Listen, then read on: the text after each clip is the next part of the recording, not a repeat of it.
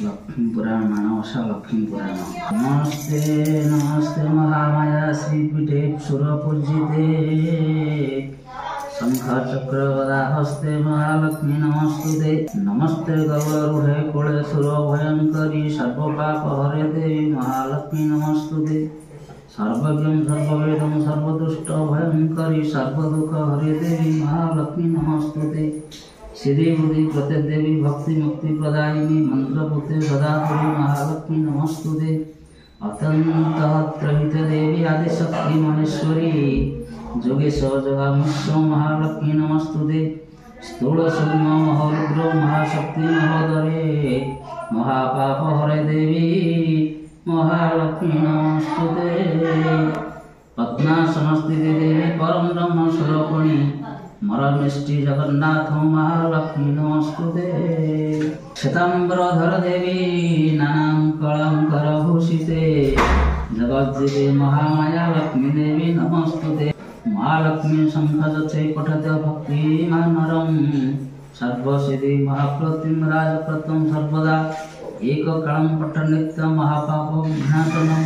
त्रिकालज पठे नित्य धन ध्यान सन्निहित त्रिकालस पठत्य महाशत्रु विनाशक महालक्ष्मी वैष्णव्यं प्रसन्नं वरदा शुभ वरदा शुभ।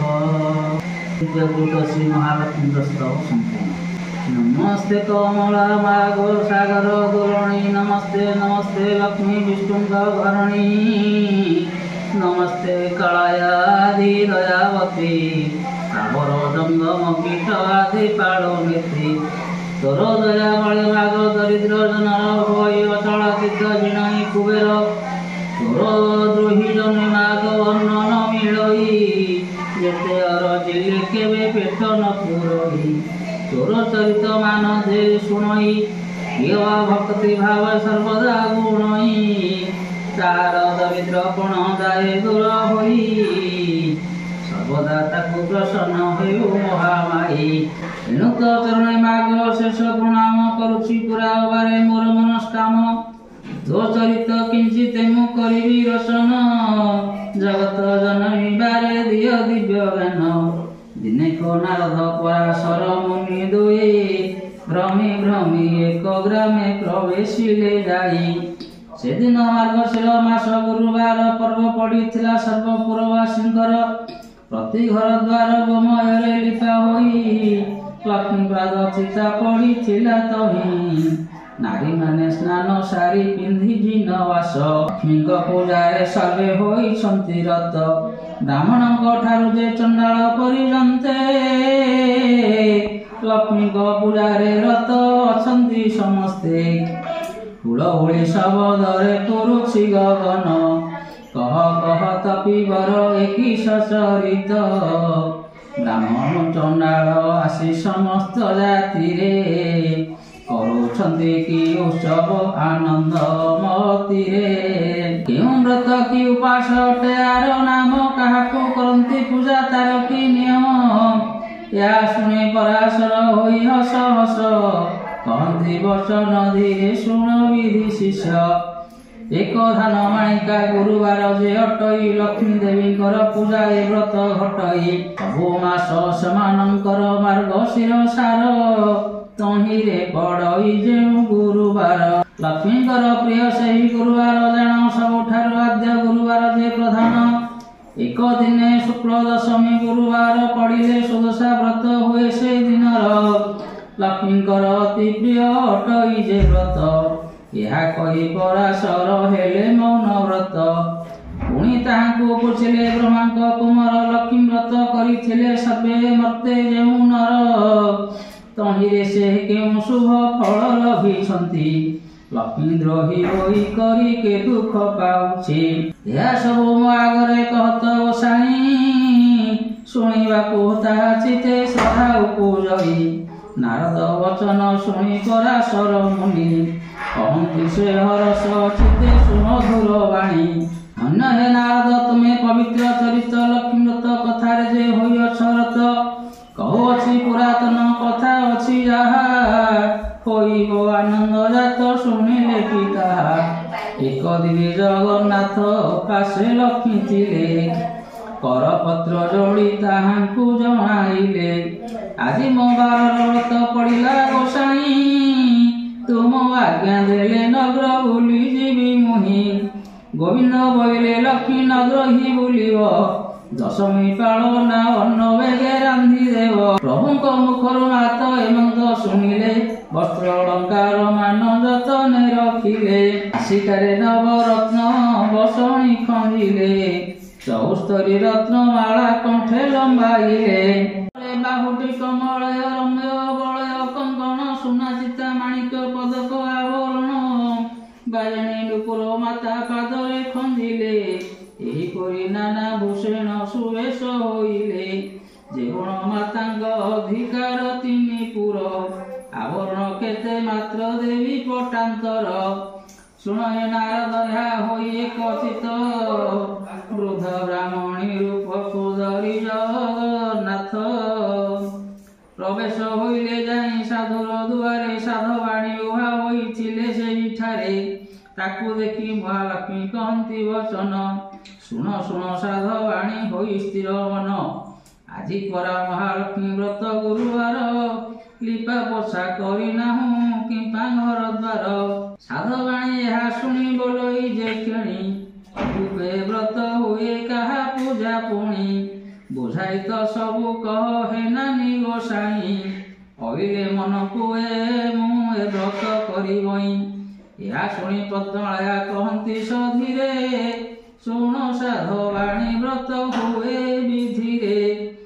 ମାର୍ଗଶିର ମାସ ଯେଉଁ ଆଦ୍ୟ ଗୁରୁବାର, ସେଦିନ ଉଆସରୁ ସେଜ ଛାଡ଼ି ତତ୍ପର, ଗୋମୟ ଜଳରେ ଘର ଦୁଆର ଲିପିବ, ଲକ୍ଷ୍ମୀ ଦେବୀ ପାଦ ପଦ୍ମ ଚିତାକୁ ଲେଖିବ, ନୂଆ ମାଣ ଗୋଟିଏ ଅଣାଇ ଯତ୍ନ ବେଗେ, ଧୋଇ ଧାଇ କରି ତାକୁ ଶୁଖାଇବ ବେଗେ। ତାହାକୁ କରିବ ନାନା ଚିତ୍ର ଯେ ବିଚିତ୍ର, ଚାଉଳକୁ ବାଟି ଚିତା ଲେଖିବ ସମସ୍ତ, ତୁମେ ସ୍ନାନ କରି ଆସି ହୋଇ ଶୁଚିବନ୍ତ, ଚୌକି ବା ଖଟୁଳିଏ ଆଣିବ ତୁରିତ, ତାକୁ ଥୋଇ ତାପରେ ଦେବ ନୂଆ ଧାନ, ରଙ୍ଗ କଳା ନୋହିଥିବ ଶୁକ୍ଳ ବର୍ଣ୍ଣ, ତହିଁ କିଛି ଗୁଡ଼ାଇ ଯେ ନୂଆ ମାଣରେ, ଧାନ ମାଣ ଯେ ପୁରାଇଣ ରଖିବ ତାପରେ, ସେ ଧାନ ମାଣ ଉପରେ ଗୁଆ 3 ଗୋଟି, ହଳଦୀ ପାଣିରେ ତା ଧୋଇ ଥୋଇ ବଟି, ଶୁକ୍ଳ ଧାନର ଶିଖା ରଖିବେ କରି, ମାଣ ଉପରେ ତାହାକୁ ଥୋଇବ ବିଚାରି, ଚୂଳ ଆଖୁ ମୂଳା କଦଳୀ ସଜାଡ଼ିବ, ପଟାଦି ରଙ୍ଗ ବସନ ପୁଷ୍ପେ ମଣ୍ଡାଇବ, ବାହନ ମହାଲକ୍ଷ୍ମୀଙ୍କୁ କରିବ ଗନ୍ଧ ପୁଷ୍ପ ଦୀପ ଦୀପ ଆଦି ସମର୍ପିବ, ପ୍ରଥମରେ ବାଳ ଧୂପ ତାପରେ ଶଙ୍ଖୁଡ଼ି, ଏପରି କରିବ 3 ଧୂପକୁ ସଜାଡ଼ି।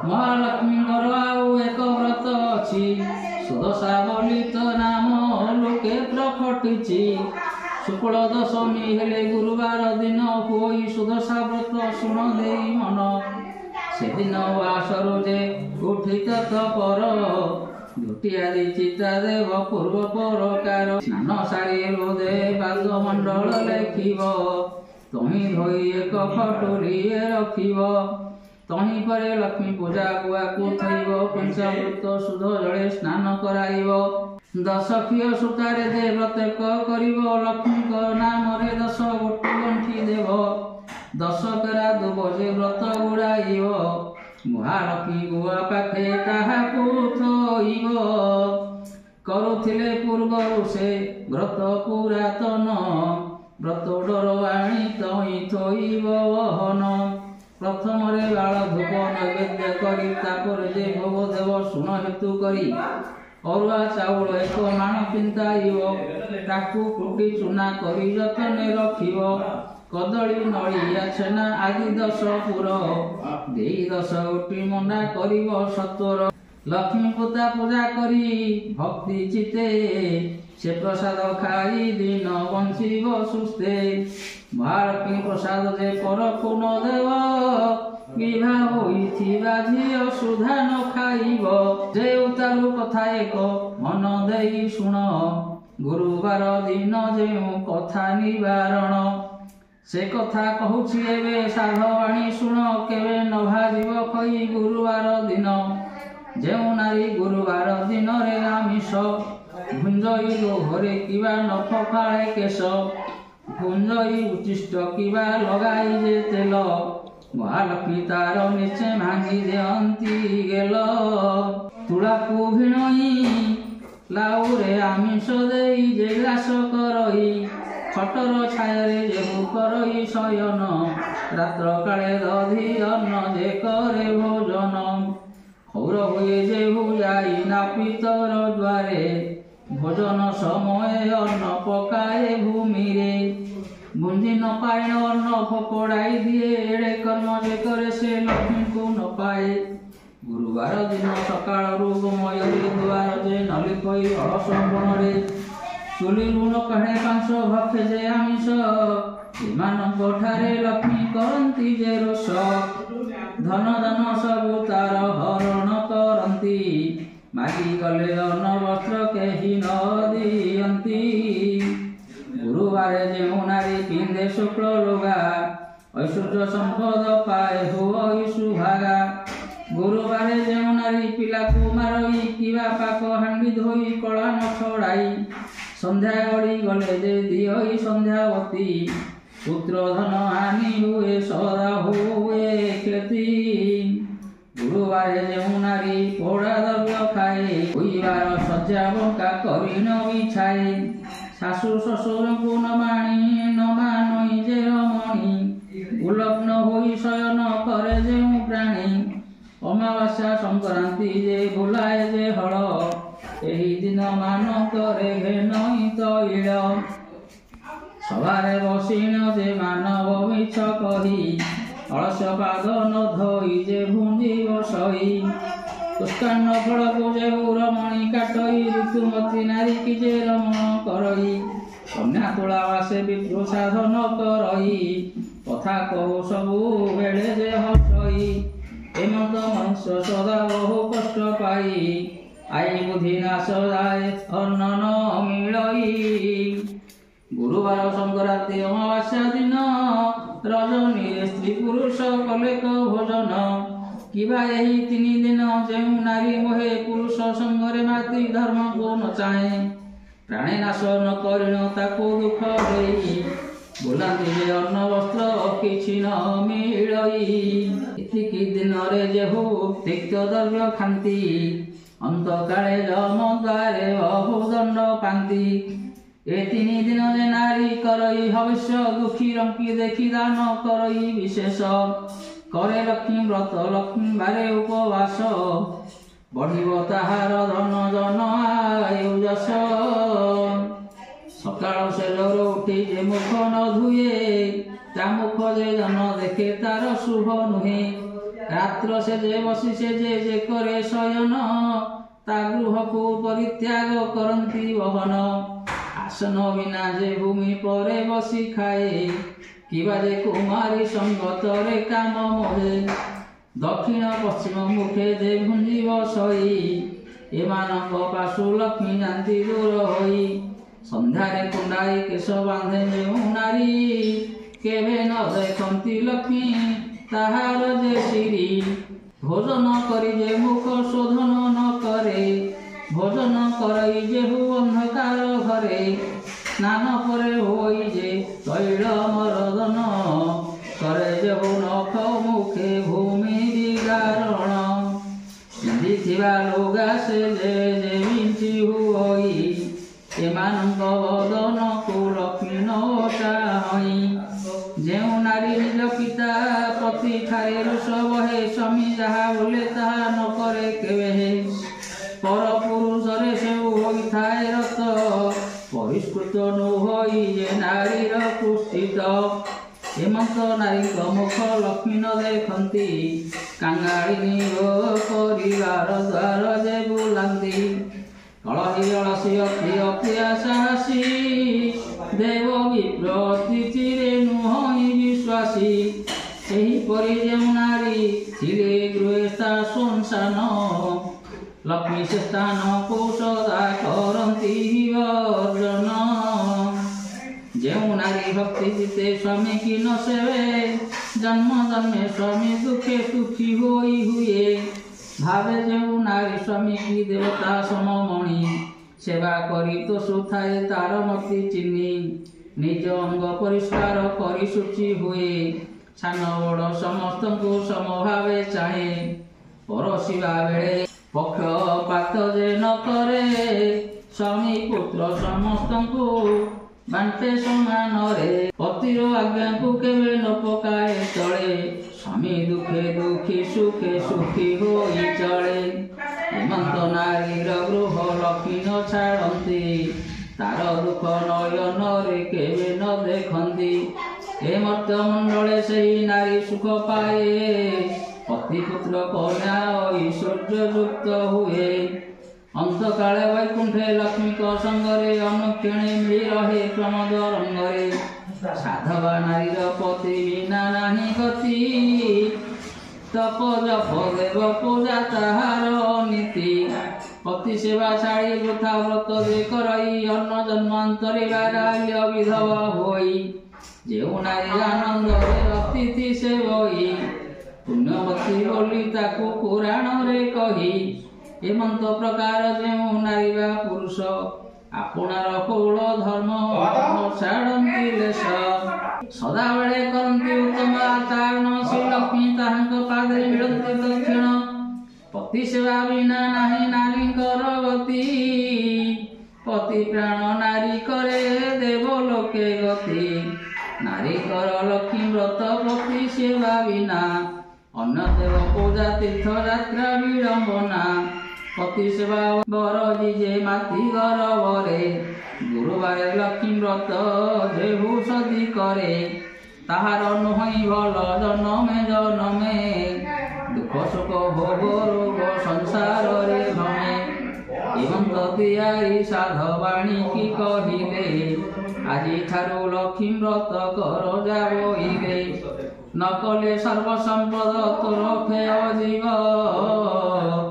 अन्न वस्त्र भाव रे दुख भोग हेब शुण हो नारद ठाकुराणी यहाँ कही सेठावरु केते दूर पथ गले बाही घरे घरे पूरे पूरे लक्ष्मी विजे कले काहारी दुआरे सही सूची न देखिले केवल जुवंती हृदय होई अचेतन कहार फिटी जाइछि पिंदिला वसन कहार शिरे केश मुकलित होई भूमि परे पड़ी अछि केरी केरी होई एही रूपे महालक्ष्मी देखी करी गले चंडाल साहिरे जाई प्रवेश होइले श्रिया चंडाल नगर बाहरे ता घर तार मणि बाजे देवंकु अगोचर प्रतिदिन खर कई गुंडीचा नवर विष्णु भक्ति से जे अतीत पर रात्र बेने घड़ी चंडालुनी गला एक वर्ण गाई जे गोबर आनिला उत्तम करिना घर द्वार पुलिपिला छड़ा पानी मुंदाए दुआरे पकाइला अरुआ चाउल बाटी घरे झोटी देला 16 कोटी करी द्रव्य पद्म काटिला दशमुखी दीपावली मंडले थोइला 10 वर्ण फल मूल मंडले बाढ़िला सूता 10 क्षीय नहीं मंडले थोइला मनर चंचले पुणी बेगे चली गला अरुआ चाउल 10 केरा ताहा नहीं चंडालुणी मंडले थोइला धूप दीप नैवेद्य गंध पुष्प देला लहाला लक्ष्मी नारायण बोली सुमरणा कला नमस्ते नमस्ते मागो हरिंक घरणी मुई छारही न जाति न जाणही पुणी चंडाल साहिरे घर पुणी चंडालुणी किंचिते भक्ति मोर भेन कमलिनी दांडे दांडे जाऊथिले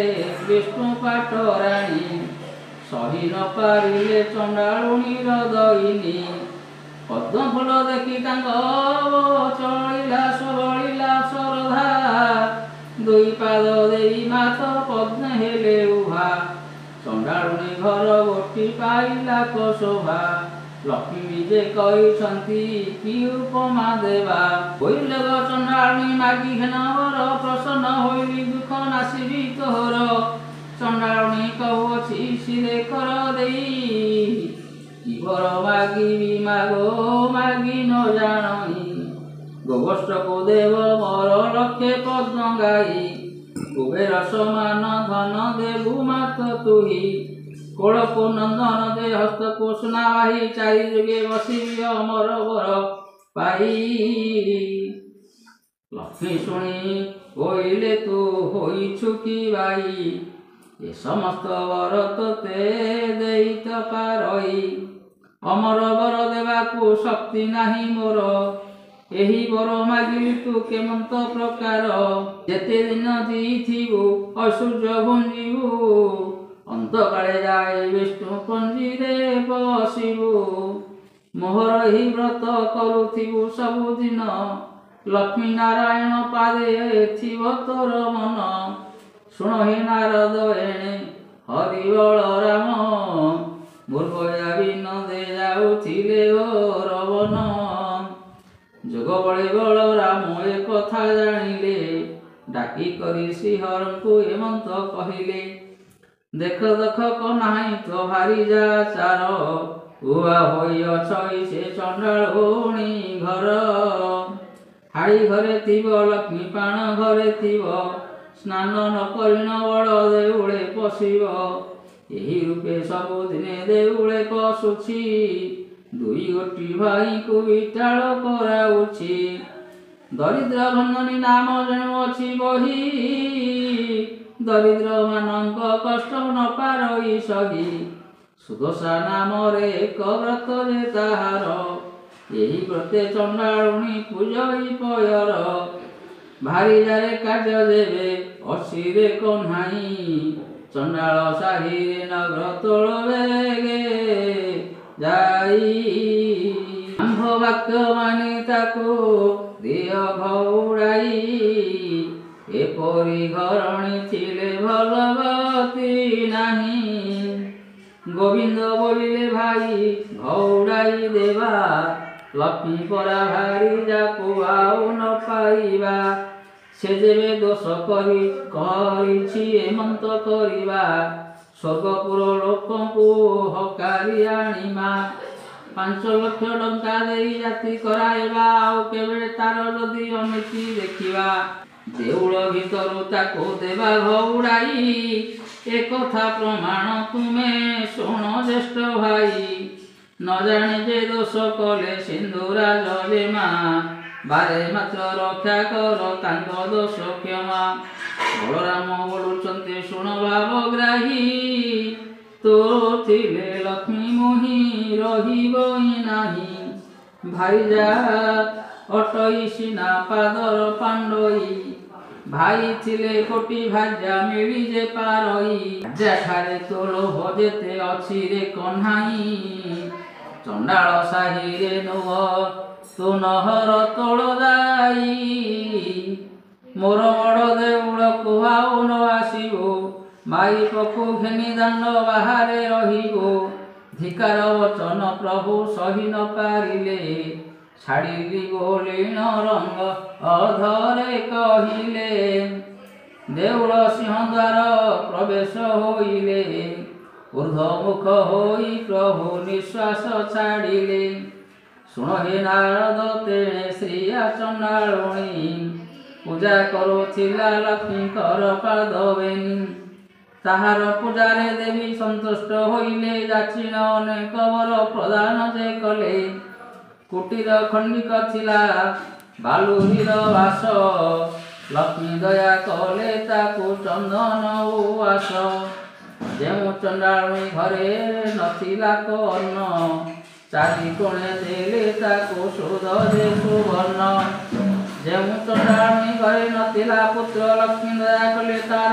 हेला 5 सुत धन पुत्रवती हो बोली न बोइले बर देई सेठा बरु विजे करी गले लक्ष्मी हेतु चंडाळुणी हेला भाग्यवती एवे शुणाए नारद अपूर्व भारती सिंहद्वारे विजय लक्ष्मी जे महामाई देखिले दुआरे बसिଛନ୍ତି बेनी भाई इले बाट छाड़ भीतर को देवी दशमी जोगाड़ मोहि मन ही रांधिबी गोविंद बोले लक्ष्मी होइल कि बाई चंडाल साही की जाइथिलु काई पाई आम्भे न देखनु जे देखिले बड़ भाई आम्भे देखिथिले सेना दियंतु घोड़ाई जाओ लक्ष्मी तुम ठारे आउ कार्य नाही धिकार बहुत मते कले बड़ भाई हाई घरे थिब लक्ष्मी थिब प्राण घरे स्नान न करी पशुछि देउल भितरे ताठारु पापिनी आउ संसार रे नाही मोर वचन एबे सोल प्राण सही जगते बोलती तोते बाई ठाकुराणी बाई प्राय भूलु थाओ होई मो घरणी एक घर कराई सहस्र घर भांगी सहस्र घर कराई एक घर भांगी हिमंत प्रकार लक्ष्मी महिमा तोर जाओ लक्ष्मी बाहरी गो न जाओ बाहरी गो नरहमपुर तोठारे कोप करिछंती ज्येष्ठ भाई लक्ष्मी देवी कहउछंती ठाकुर को चाही छाड़ा पत्र देहि मते दिय घौड़ाई जगन्नाथ कहउछंती लक्ष्मी मुख चाही आम जाति रे तो छाड़ पत्र चले नाही छाड़िबा भारी जा मुख चाही न जगाई लक्ष्मी हेतु कहउछंती ठाकुर को चाही जेते बेले सागर मंथिल देव जाई वेद मंत्र आदि सहित मते पाइथिले जेते बेले कथा तुम पासरिण देले मोर पिता अरुण जे तुमको वरिले कनक वेदी जे नेई विवाह कराइले जे देई शरण पसिले तुम ठाई दश दोष क्षमा मोर करिवार पाई 10 गोटी दोषर गोटे न सहिल प्रथम रे चंडालुणी बोली गाली देल विहासी दिन जुआ खेलिबार बेले छात पड़ा कौड़ी जे जाची पातिल ही तले तुम्हें ढाई दियो नाथ मोर हस्तरे सुवन कौड़ी मुही डाकिल ही करे छड़ाई न पारी तुम्हें ब्रह्मांड ठाकुर मते ओलाइल जहा इच्छा मागी हे नवर जहा मन आंछा करियो ओई देही ताहा मो अवश्य देवी शुण प्राण सही करपत्र जोड़िन मु गलुली उत्तर सावधान होई शुण ब्रह्मांड ठाकुर 8 दिने पड़िबो मोर गुरुवार पड़िचर जीवी मुहि सबुरींक घर पड़िचर जीवी कीटु ब्रह्म परिजन्ते एही दोष मोर प्रभु न धरिबो चिते हेउ बोले श्रीमु करे आज्ञा अछ देई एवे किंबा सत्य भग्न हेउ छ गोसाई जगन्नाथ कहउछंती कोप भर होई बाप तरुणिया जे घर जिमरु थाई झियो टेरी को दुर्गुण कहिले न सरे बापर गर्जन सदे किए रही पारे चारि पाखे मेघनाद पाचेरी घेरा तोलाई बड़ देउले रहिछु दुई गोटी भाई महालक्ष्मी बोलुचंती ठाकुर को चाही अछव घरे दंडे खुली उभा होई अछव विचार बोली दिय घौड़ाई पुणी जाति कुल गोत्र कहिल गोसाई प्रभु हेतु सबु जाओ अछि गोप्य होई तुम जाति कुलर तो ठिकाना न थाई तुम जाति कुल जे कहिले न सरई गौड़ घरे रहिल दुई गोटी भाई निमा नामे सकुटी जे जाति रे गोलक ताहा घरे जगन्नाथ कल अन्न भक्ष्य दूत पड़े जाइथिल हस्तिना भुवन विदुर घरे जे पुणी करिल भोजन जारा नामे सबर जे अरण्य रे घर से तुमको पूजिला वर्ष 10 बार अरण्यर फल मूल भूमिन खोजिन आणई बसिन प्रथमे भल मंद देखा चाखई सीता कषा सब प्रभु आड़ करी देई जे फल सुवाद ताहा तुमको उंजई सबर बिटाल तुम्हें बेनी गोटी भाई एक कथा कि तुम मनु गला भूल होई आपने पात दी किंबा पर निंदा कर पाप पुण्य दुई कथा विचार न कर भाई जाने दोष कले पतिकाश होई एक अपराधे प्रभु भृत्य किनिते जई पान कर गोसाई एमंत विचार जाओ बोलु बस मते बारंबार ଜଗନ୍ନାଥ କହୁଅଛି ଏମନ୍ତ କରିବା, ମାଣେ ମାଣେ ପଡ଼ି ତୋତେ ନିତ୍ୟ ଦେଉଥିବା। ଭାଇଙ୍କୁ ବୁଝାଇ ପଛେ ତୁମକୁ ଆଣିବୁ, ଭାଇଙ୍କ ଆଜ୍ଞା ଅବଜ୍ଞା କେବେ ନ କରିବୁ। ଲକ୍ଷ୍ମୀ ଦେବୀ କହନ୍ତି ପଡ଼ି କାର୍ଯ୍ୟ ନାହିଁ, ଅନାଥ ଅଲକ୍ଷ୍ୟ ପ୍ରାୟ ଯାଉଅଛି ମୁହିଁ। ରାଣ୍ଡି ଅଲକ୍ଷଣୀ ଝିଅ ମୁହିଁ ଯେ ନୁହଇଁ, ପିତା ଘରକୁ ମୁଁ ଯେ ବାହାରି ଯିବଇଁ। ତୁମ ଅଳଙ୍କାର ମାନ ପ୍ରଭୁ କାଢ଼ି ନିଅ, ପଛରେ ମୋତେ ଆଉ ଯେ ବୋଲଣା ନ ଦିଅ। ଗୋବିନ୍ଦ ବରନ୍ତେ ଲକ୍ଷ୍ମୀ ହୋଇ ଲୁକିବାଇ, ଅଙ୍ଗୁ ଅଳଙ୍କାର ଆମ୍ଭେ ନେବୁ କାହିଁ ପାଇଁ। ଭାରିଜା ଦେହରେ ଯେଉଁ ଅଳଙ୍କାର ଥାଏ, ସ୍ୱାମୀ ହୋଇ ତାହାଠାରୁ କାଢ଼ି ନ କି ନିଏ। ଠାକୁରାଣୀ କହୁଛନ୍ତି ଶ୍ରୀମୁଖକୁ ଚାହିଁ, ତୁମର ଅଟଇ ମୁଁ ଯେ ପ୍ରଥମ ବିଭାଇ। ପଛରେ କହିବ ଲକ୍ଷ୍ମୀ ଆମ ଘରେ ଥିଲା ସହସ୍ର ଟଙ୍କାର ଅଳଙ୍କାର ଘେନିଗଲା। ଏମନ୍ତ ଆଖ୍ୟାତ ମୋତେ ନଦିଅ ଗୋସାଇଁ, ତୁମ ଅଳଙ୍କାର ମାନ ନିଅ ବାହୁଡ଼ାଇ। ଶିରରୁ କାଢ଼ିଲେ ଲକ୍ଷ୍ମୀ ମୁକୁତାର ଜାଲି, ହୃଦୟରୁ କାଢ଼ିଲେ ଇନ୍ଦ୍ର ଗୋବିନ୍ଦ କଞ୍ଚାଲି। ଅଣ୍ଟାରୁ କାଢ଼ିଲେ ମାନରତ୍ନ ଓଡ଼ିଆଣୀ, ନାସିକାରୁ କାଢ଼ିଲେ ଯେ ମୁକୁତା ବସଣି। କର୍ଣ୍ଣରୂପ ଦ୍ୱୟରୁ କାଢ଼ିଲେ ହୀରାର କୁଣ୍ଡଳ, ଗଳାରୁ କାଢ଼ିଲେ ଯେ ଦୋଷରୀ ଚିନାମାଳ। ପାଦରୁ କାଢ଼ିଲେ ଦେବୀ ବାଜଣୀ ନୁପୁର, ଅଙ୍ଗୁଷ୍ଠରୁ କାଢ଼ିଲେ ଯେ ଝୁଣ୍ଟିଆ ସତ୍ୱର। ଅନ୍ୟ ଅଳଙ୍କାର ମାନ କି କହିବି ଆଉ, ରୁଣ୍ଡ କଲାରୁ ଦିଶିଲା ସବୁ ଯାଉ ଯାଉ। ସବୁ ଅଳଙ୍କାର ମାନ ଏକ ଠାବ କଲେ, ରଖ ଦିନ ବନ୍ଧୁ ବୋଲି ସମର୍ପିଲେ। ଗୋବିନ୍ଦ କହନ୍ତି ଏହା କି କରିବୁ ନେଇ, ଆମ୍ଭରେ ଅଳଙ୍କାର ପ୍ରୟୋଜନ ନାହିଁ। ଗୃହସ୍ଥ ହୀନ ଦେବେ ହାଜ୍ୟାକୁ ତେଜଇ, ଛମାସକୁ ଭାତ ଲୁଗା ଲେଖି ନ ଦିଅଇ। ଏହି ଅଳଙ୍କାର ସବୁ ତୁମେ ଘେନି ଯାଅ, ବିକି ଭାଙ୍ଗି କରି ଭାତ ଲୁଗା କରିଥାଅ। ଲକ୍ଷ୍ମୀ ଦେବୀ କହୁଛନ୍ତି ପ୍ରଭୁ ମୁଖ ଚାହିଁ, ସାବଧାନ ହୋଇ ଶୁଣ ବ୍ରହ୍ମାଣ୍ଡ ଗୋସାଇଁ। ମୋର ତୁଲେ ଆଉ ଯେଉଁ ଭାରିଜା ଆଣିମ, ଏସବୁ ଅଳଙ୍କାର ତାହାକୁ ଯେ ଦେବ। ମୁହିଁ ଯାଉଅଛି ହୀନ ଅରକ୍ଷିତ ହୋଇ, ମୋର ଅଭିଶାପ ଘେନ ପ୍ରଭୁ ଭାବଗ୍ରାହୀ। ସତ୍ୟଦେବେ ଚନ୍ଦ୍ର ସୂର୍ଯ୍ୟ ହନ୍ତି ଆତ ଜାତ, ତୁମକୁ ଅନ୍ନ ନ ମିଳୁଆ ହେ ଜଗନ୍ନାଥ। 12 ବର୍ଷ ଯାଏ ତୁମେ ଦରିଦ୍ର ହୋଇବ, ଅନ୍ନ ବସ୍ତ୍ର ଜଳ ଯେ ତୁମକୁ ନ ମିଳିବ। ମୁହିଁ ଚଣ୍ଡାଳୁଣୀ ଯେବେ ଟେକି ଦେବି ଅନ୍ନ, ଭଞ୍ଜନ କରିବେ ତେବେ କାଳିୟ ଗଞ୍ଜନ। ଏତେ କହି ବୋଲି ଲକ୍ଷ୍ମୀ ଦେବୀ ସାପଦ ଗଲେ, ଦେଉଳକୁ ବାହାର ହୋଇ କେତେ ଦୂର ଗଲେ। ଦାସୀ ମାନେ ସଙ୍ଗେ ଗୋଡ଼ାଉନ୍ତି, ଦାସୀଙ୍କୁ ଅନାଇ ଲକ୍ଷ୍ମୀ ଦେବୀ ବୋଲୁଛନ୍ତି, ମୁହିଁ ଯାଉଅଛି ହୀନ ଅଲକ୍ଷଣୀ ହୋଇ, ମୋର ପଛେ ତୁମେ ମାନେ ଆସୁଛ କି ପାଇଁ।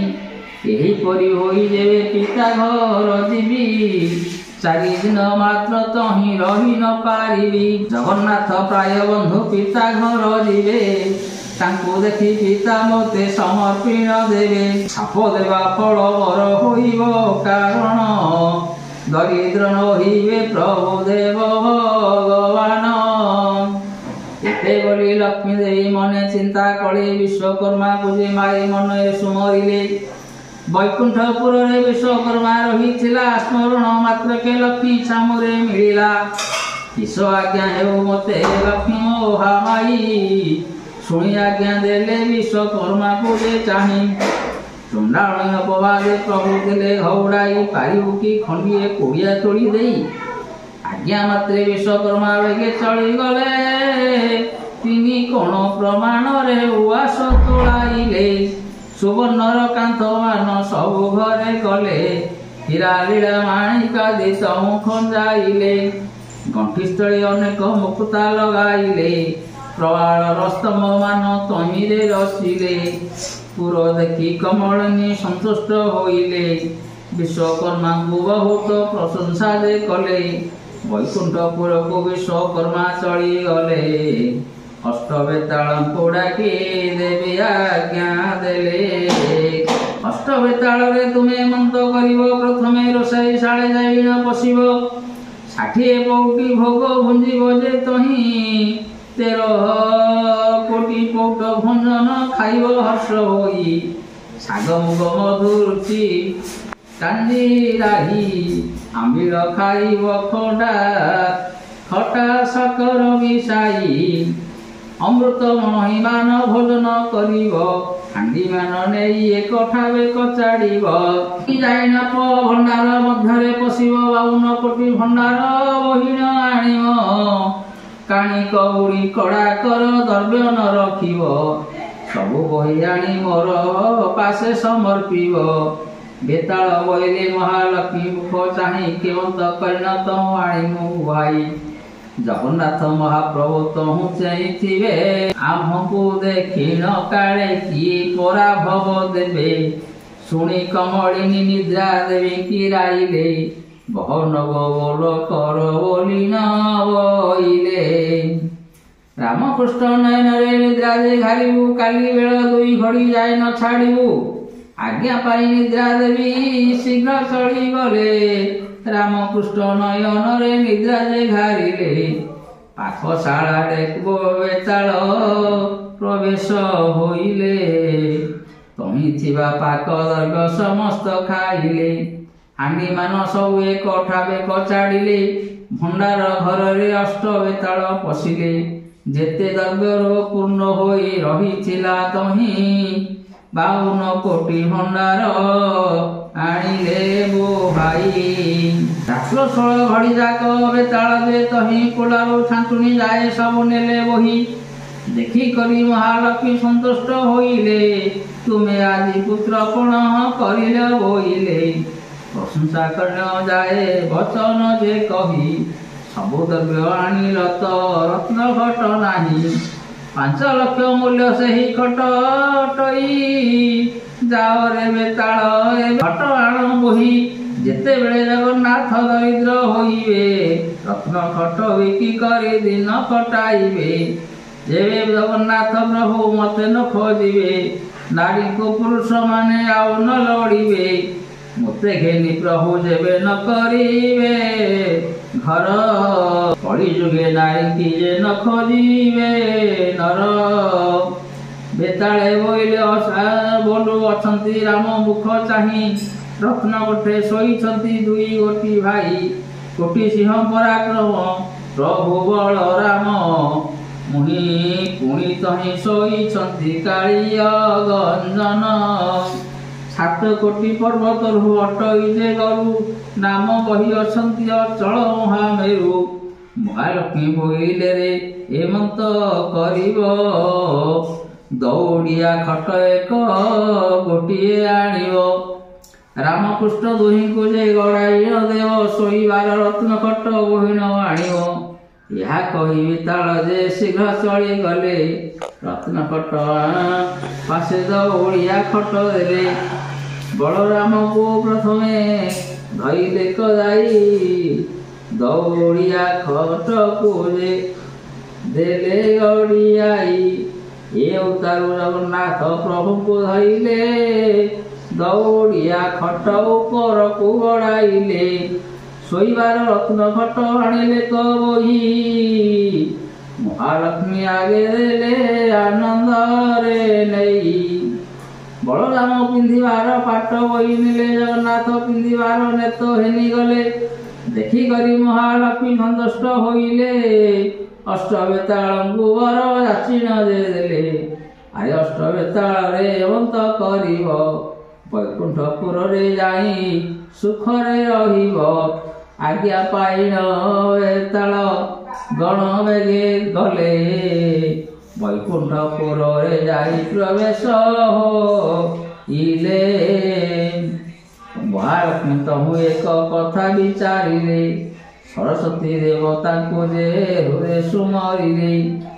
ବୋଇଲେ ଗୋ ସରସ୍ୱତୀ ଏମନ୍ତ କରିବ, ରାଜ୍ୟ ରାଜ୍ୟ ହୋଇ ଘରେ ଘରେ ବୁଲୁଥିବ।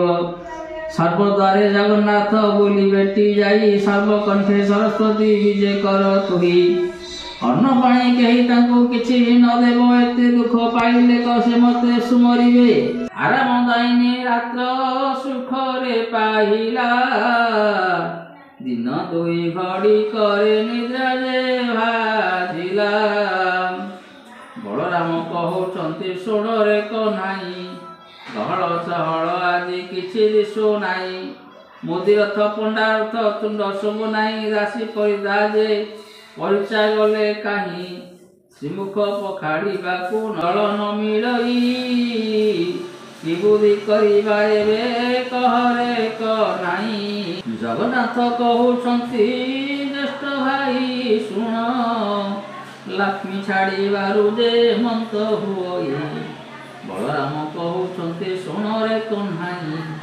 भाईजा रही मन्तकु कहउछु तुही काहार भाईजा देवे ऋषि हजि जाए तार गृहस्थ कि भात रांधिण न खाए घर को विजय कले दुई भाई भंडारे देखिले किछि पदार्थ जे नाही बलराम कहउछन्ति काहे किस हेला बाबुन कोटी भंडार केहे निण गला लक्षे जीव खाइले बोइले न सरई क्षणक भितरे किए घेनी गला बही सुवर्ण मोदी बलराम दे पाइले सात गोटी गंठी दे कानी रे बांधिले जगन्नाथ कहउछन्ति कि पाइल भाई बलराम कहउछन्ति धन पाइलई जगन्नाथ कहउछन्ति बलराम भाई बेंगी पितल खंडक रख काहि पाई बलराम कहउछन्ति कि कथा घटिला पाइथिबा सोन बेंगी पितल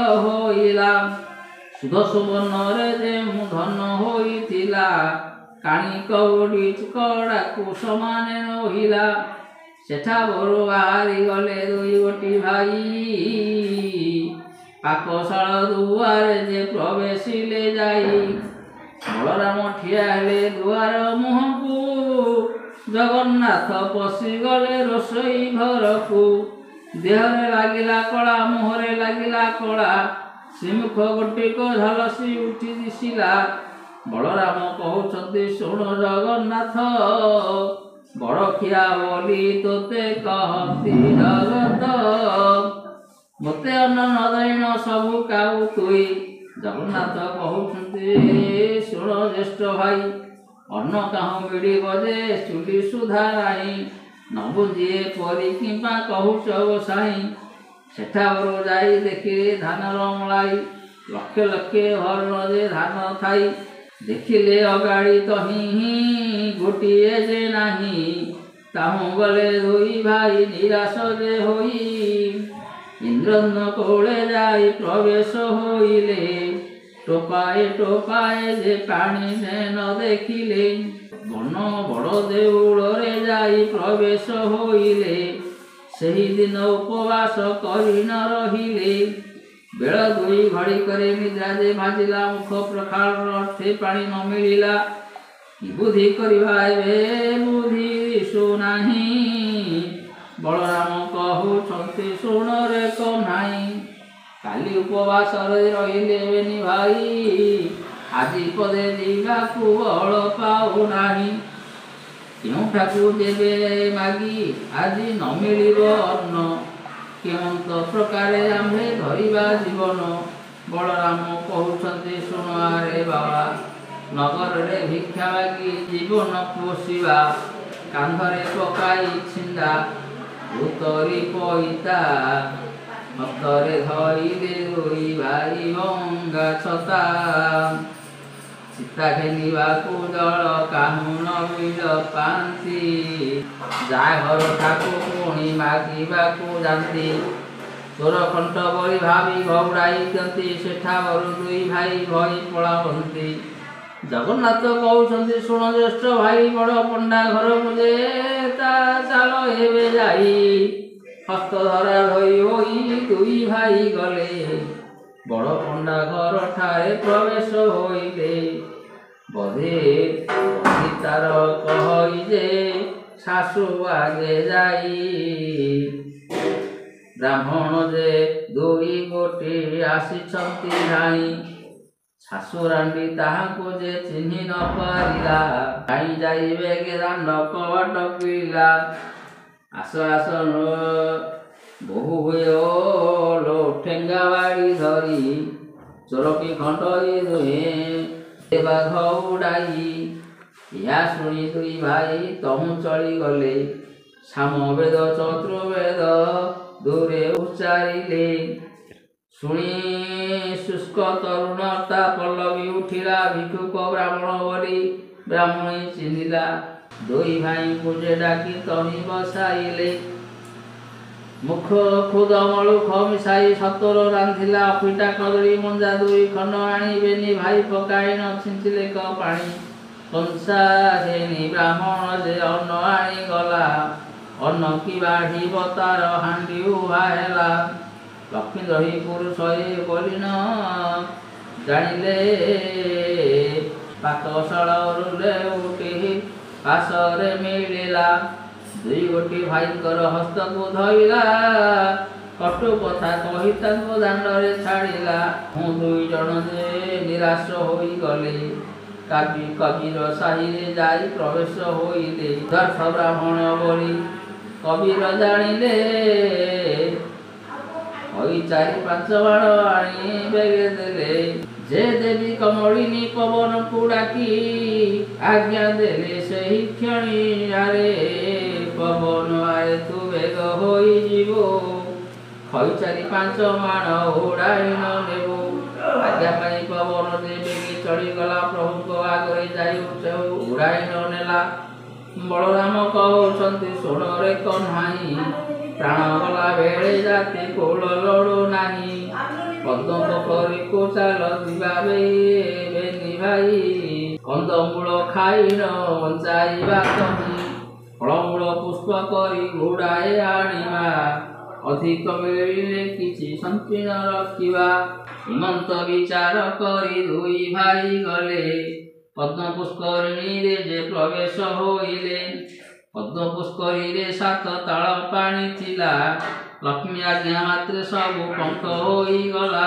ଜଗନ୍ନାଥ କହୁଛନ୍ତି କି ବୁଦ୍ଧି କରିବା ଜଳ ନାହିଁ ଫଳ ଏଥି କାହିଁବା ପାଇବା ଏହା କହି ଦୁଇ ଜଣ ତହୁଁ ଚଳିଗଲେ ଆଉ ଯାଉ ବାଟ ଏକ ଯୋଗୀକୁ ଭେଟିଲେ ଜଗନ୍ନାଥ କହୁଛନ୍ତି ଶୁଣ ଆରେ ନାଥ ତୁମ୍ଭର ଅନ୍ନ ଥାଳରୁ ଯେ ଆମକୁ ଦିଅ ଭାତ ସତ୍ୟାନନ୍ଦ ବୋଲି ରାମକୃଷ୍ଣ ମୁଖ ଚାହିଁ ଲକ୍ଷ୍ମୀ ଧୋଇ ହୋଇଅଛ ତୁମେ ଦୁଇ ଭାଇ ଦୁଧ ଅନ୍ନରେ ଯେ ମୋର ଥାଳ ପୁରିଥିଲା ତୁମେ ବାଗନ୍ତେଣ ଅନ୍ନ ଶୂନ୍ୟ ହୋଇଗଲା ଅନ୍ନ ଜଳ ନ ମିଳିବ ତୁମକୁ ଯେ କାହିଁ ସମୁଦ୍ର କୂଳକୁ ବେଗେ ଯାଅ ଦୁଇ ଭାଇ ମୁହିଁ ଯାଇଥିଲି ମୋତେ ଅନ୍ନ ଥିଲେ ଦେଇ ଖାଇଲେ ବୋହିଲେ ସେହି ଅନ୍ନ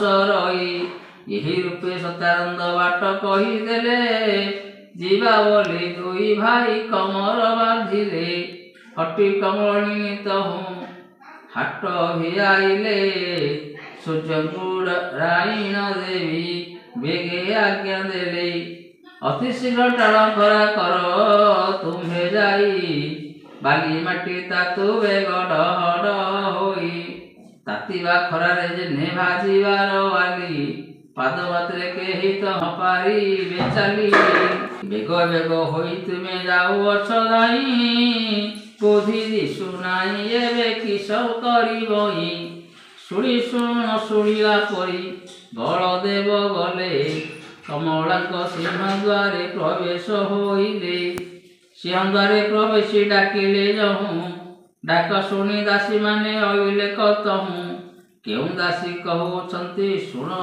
ଆଗ ସହି ଏପରି କାଙ୍ଗାଳ ମୁଁ ଯେ କାହିଁ ଦେଖି ନାହିଁ ଏହିପରି ମୋଟା ହୋଇ ଗୋଟାଏ ଥିଲା ଆମ ଠାକୁରାଣୀକୁ ହଉଡ଼ାଇ ଦେଲା ଏହିପରି ଦାସୀମାନେ କୁହା କହି ହେଲେ ବେକରେ ହାତ ଦେଇ ଦାଣ୍ଡରେ ଛାଡ଼ିଲେ ବଳରାମ ପ୍ରଭୁ ତହୁଁ ଲେଉଟି ଅଇଲେ ଜଗନ୍ନାଥ ଠାକୁରଙ୍କୁ ବାଟରେ ଦେଖିଲେ ବଳରାମ କହୁଛନ୍ତି ଶୁଣରେ କହ୍ନାଇ, ଦାସୀ ମାନେ ଆସି ମୋତେ ଦେଲେ ଘଉଡ଼ାଇ। ଜଗନ୍ନାଥ କହୁଛନ୍ତି କି ବୁଦ୍ଧି କରିବା, କେମନ୍ତ ପ୍ରକାରେ ଆମ୍ଭେ ଜୀବନ ଧରିବା। ଆଉ ଥରେ ଚାଲ ବେନି ଭାଇ ଯିବା, ବିନୟ କରିଣ ଦାସୀଙ୍କୁ ମାଗିବା। ବଳରାମ କହୁଛନ୍ତି ପଛେ ଆମ୍ଭେ ଥିବୁ, ଆଗରେ ଥାଇଣ ତୁହି ଯେ ମାଗିବୁ। ଏତେ କହି ସିଂହଦ୍ୱାରେ ପ୍ରଭୁ ବିଜେ କଲେ, ମନ୍ଦିରର ଶୋଭା ଦେଖି ଆଶ୍ଚର୍ଯ୍ୟ ହୋଇଲେ। ବଳରାମ କହିଲେ ଶୁଣରେ କହ୍ନାଇ, ପଞ୍ଚମ ସ୍ୱରରେ ବେଗ ଆଗ ପଢ଼ ତୁହି। ଜଗନ୍ନାଥ ପ୍ରଭୁ ଯେଉଁ ଏମନ୍ତ ଶୁଣିଲେ, ଓଙ୍କାର ଶବ୍ଦ କରି ବେଦ ଧ୍ୱନି କଲେ। ରଜ ସମସ୍ଯାଉ ଅର୍ଥ ବୋଝେ ଚାରି ବେଦ, ବ୍ରହ୍ମାଣ୍ଡ ପୁରୀ ଉଠିଲା ଗହ ଗହ ନାଦ। ପଲଙ୍କ ଉପରେ ଯେ କମଳିନୀ ଶୋଇଥିଲେ, ନିସ୍ତରିଣୀ ନିସ୍ତରିଣୀ ବୋଲି ନ ବୋଇଲେ। କୋଟି କୋଟି ବ୍ରହ୍ମର ବାତ କହିଲା କ୍ଷୟ, ଘରେ ବିଜୟ କଲେ ପ୍ରଭୁ ଦେବରାୟ। ପଚାର ଦାସୀ ପଚାରୁ ଯାଇ, କିସ ମାଗୁଛନ୍ତି ବ୍ରାହ୍ମଣ ବେନି ଭାଇ। ଚାଲି ଯାଇ ମୃଦୁଶୂଲି ତାଙ୍କୁ ପଚାରିଲେ, କି ମାଗୁଛ ପଣ୍ଡା ମାନେ କହ ତୁମ୍ଭେ କଲେ। ଜଗନ୍ନାଥ କହୁଛନ୍ତି ଦାସୀ ମୁଖ ଚାହିଁ, ଅନ୍ନ ଗଣ୍ଡା ଏକ ତୁମେ ପାରିବ କି ଦେଇ। ହେମନ୍ତ ଶୁଣିନ ଦାସୀ ମାନେ ଚଳିଗଲେ, ଲକ୍ଷ୍ମୀ ଠାକୁରାଣୀ ଆଗେ ବେଗେ ସେ ବୋଇଲେ। ଦାସୀଙ୍କ ମୁଖରୁ ଯେ ହେମନ୍ତ ବାକ୍ୟ ଶୁଣି, ମନେ ବିଚାର କରନ୍ତି ଲକ୍ଷ୍ମୀ ଠାକୁରାଣୀ। ଏ କଥା ରଜି ଅଛି ଚଣ୍ଡାଳୁଣୀ ମୁହିଁ, ଏବେ ଦାସୀ ମାନେ ଲୋପ ଚାଲ ଯାଇ। ଠାକୁରାଣୀ ଆଗେ ବେଗେ ଯେ ବୋଇଲେ, ଦାସୀଙ୍କ ମୁଖକୁ ହେମନ୍ତ ବାକ୍ୟ ଶୁଣି ମନେ ବିଚାର କରନ୍ତି ଲକ୍ଷ୍ମୀ ଠାକୁରାଣୀ। ଏ କଥା ରଜି ଅଛି ଚଣ୍ଡାଳୁଣୀ ମୁହିଁ, ଏବେ ଦାସୀ ମାନେ ଲୋପ ଚାଲ ବେଗେ ଯାଇ। ବ୍ରାହ୍ମଣ ହୋଇ ମୋ ଘରେ ଅନ୍ନ କି ଭୁଲ ଖାଇବେ, ଚଣ୍ଡାଳୁଣୀ ଅନ୍ନ ଖାଇ ଅପବାଦ ଦେବେ। ଏ ମୋର ଦର୍ବ ତାଙ୍କୁ ଛୁଇଁ ନ ଜଗାଇ, ଜାଣୁ ଜାଣୁ ମୁଖେ ମନ୍ତ ପ୍ରକାରେ ଦେବଇ। ଠାକୁରାଣୀ ସମୀପକୁ ଦାସୀ ମାନେ ଗଲେ, ବ୍ରାହ୍ମଣଙ୍କ ଆଗେ ଯାଇ ହେମନ୍ତ କହିଲେ। ଦାସୀଙ୍କ ମୁଖକୁ ଯେ ହେମନ୍ତ ବାକ୍ୟ ଶୁଣି, କ୍ଷୁଧାତୁର ହୋଇ କହନ୍ତି ହଳ ପାଣି। ନୂଆ ହାଣ୍ଡି ନୂଆ ସଞ୍ଚା ଦେଇକି ପାରିବୁ, ହେମନ୍ତ ହୋଇଲେ ଆମ୍ଭେ ମାନେ ଯେ ଖାଇବୁ। ଦାସୀ ମାନେ କହନ୍ତି ଲକ୍ଷ୍ମୀଙ୍କ ଆଗରେ ହାତେ ରାନ୍ଧି ଭୋଜନ କରିବେ ଦୁଇ ଭାଇ। ଏହା ଶୁଣି ମହାଲକ୍ଷ୍ମୀ ସନ୍ତୋଷ ହୋଇଲେ, ଦାସୀଙ୍କ ହସ୍ତରେ ହାଣ୍ଡି 10 ଗୋଟି ଦେଲେ। ଚାଉଳ କଉଟିଏ ନେଇ ଛାମୁରେ ରଖିଲେ, ଲେଉଟିଆ ଶାଗ ନେଇ ପୁଳାଏ ଦେଲେ। ଆଳୁ ସାରୁ କଦଳୀ ଯେ ବଡ଼ି ବାଇଗଣ, ଦୁଧ ଦହି ଛେନା ଯେ ଶର୍କରା ଦେଲେ ପୁଣ। ଏତେ ଏବେ ଯେତେ ଇଚ୍ଛା ସେତେ ଭୁଞ୍ଜ ହୋଇଲେ, ଗୃହେ ମହାଲକ୍ଷ୍ମୀ ଥାଇ ବିଚାର ଯେ କଲେ।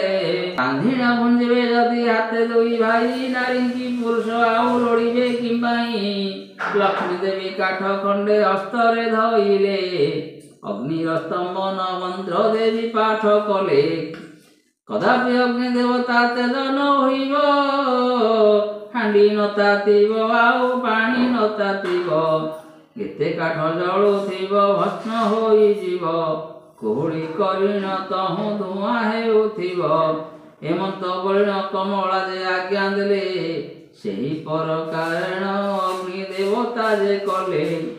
ସବୁ କାଠ ତହିଁ ଅଙ୍ଗାର ହୋଇଲା, ତେବେ ସୁଧା ଯେ କିଞ୍ଚିତେ ପାଣି ନ ତାତିଲା। ହଟି କମଳିନୀ ହଟ ଭିଆଇଲେ ଯେଣୁ, ହାଣ୍ଡି ତଳେ କଳା ଟିକେ ନ ପଡ଼ିଲା ତେଣୁ। ସୁଗନ୍ଧ ତୈଳ ଦେବୀ ଦେଲେ ପଠିଯାଇ, ଦାସୀ ମାନେ କହୁଛନ୍ତି ବ୍ରାହ୍ମଣଙ୍କୁ ଚାହିଁ। ପାକ ସିଧି ହୋଇଲା କି ନୋହିଲା ଗୋସାଇଁ, ତୈଳ ଲଗାଇ ସ୍ନାନ କର ବେଗେ ଯାଇ। ଜଗନ୍ନାଥ କହୁଛନ୍ତି ପାଣି ନ ତାତିଲା, କି ପାକ କରିବୁ ବେଳ ଉଛୁର ହୋଇଲା। ବଳରାମ କହୁଛନ୍ତି ଶୁଣରେ କହ୍ନାଇ, ଅନ୍ନ ହୋଇଲା କି ନାହିଁ କହ ବେଗ ତୁହି। ଜଗନ୍ନାଥ କହୁଛନ୍ତି ଶୁଣ ଆରେ ଭାଇ, ଅନ୍ନ କି ହୋଇବ ଟିକେ ପାଣି ତାତି ନାହିଁ। ବଳରାମ କହୁଛନ୍ତି ଅଧୁଆ ମୁହା ରାନ୍ଧି ନ ଜାଣି ହୋଇଅଛୁ ରାନ୍ଧୁଣିଆ ତୁହି ଆଡ଼ ହୁଅ ମୁହିଁ ରାନ୍ଧୁଅଛି ଯାଇ ଅନ୍ନ ରାନ୍ଧିବାକୁ ଗଲେ ବ୍ରହ୍ମାଣ୍ଡ ଗୋସାଇଁ। ଫୁଙ୍କି ଫୁଙ୍କି ବଳରାମ ବିରକ୍ତ ହୋଇଲେ କାଠ ଖଣ୍ଡେ ଘେନି ନ ଯେ ହାଣ୍ଡି ପିଟି ଦେଲେ କ୍ଷୁଧାରେ ଦୁଇ ଭାଇ ଆକୁଳ ହୋଇଲେ କି ବୁଦ୍ଧି କରିବା ଜଗନ୍ନାଥଙ୍କୁ ବୋଇଲେ। ଜଗନ୍ନାଥ ବୋଇଲେ ତ ବୁଦ୍ଧି ଦିଶୁ ନାହିଁ କ୍ଷୁଧାରେ ଆତୁର ହେଉଅଛୁ ମୋର ଦେହି। ବଳରାମ କହୁଛନ୍ତି ଶୁଣ ଜଗନ୍ନାଥ ଜାତି ପଛେ ଯାଉ ତାର ଘରେ ଖାଉ ଭାତ ଯେବେ ଆମ୍ଭଙ୍କୁ ଭାତ ଆମକୁ ନ ଦେବ ଆମ ଦୁଇ ଭାଇଙ୍କର ମରଣ ହୋଇବ। ହେଉଟିଣ ଦାସୀ ଯାଇଣ ଲକ୍ଷ୍ମୀଙ୍କୁ କହିଲେ ବ୍ରାହ୍ମଣ ତ ହାଣ୍ଡି ଭାଙ୍ଗି ଫୋପଡ଼ାଇ ଦେଲେ। ଏହା ଶୁଣି ମହାଲକ୍ଷ୍ମୀ ମନେ ଚିନ୍ତା କଲେ କେତେ ଦୁଃଖ ଦିନ ବନ୍ଧୁ ଦୁହେଁ ଯେ ପାଇଲେ। ସୁବର୍ଣ୍ଣର ଚଟୁ ଗୋଟି ହସ୍ତରେ ଧଇଲେ ରୋଷେଇଶାଳାକୁ ଲକ୍ଷ୍ମୀ ନିଜେ ବିଜେ କଲେ। ପ୍ରଥମରେ ରାନ୍ଧିଲେ ମାଏ ବଗଡ଼ା ଯେ ଅନ୍ନ ମୁଗ ମଧୁରୁଚି କ୍ଷୀର ନାନାଦି ବ୍ୟଞ୍ଜନ ଆମ୍ବିଳ ସାକର କଲେ କଦଳୀର ଭଜା ଅତି ଯତ୍ନରେ କଲେ ତିଅଣ ଯେ ମଞ୍ଜା 60 ପଉଟି ଯେ ରନ୍ଧନ କଲେ ଯାଇ ବଗଡ଼ା ଭାତ ମହିମା କଳନା ନ ଯାଇ।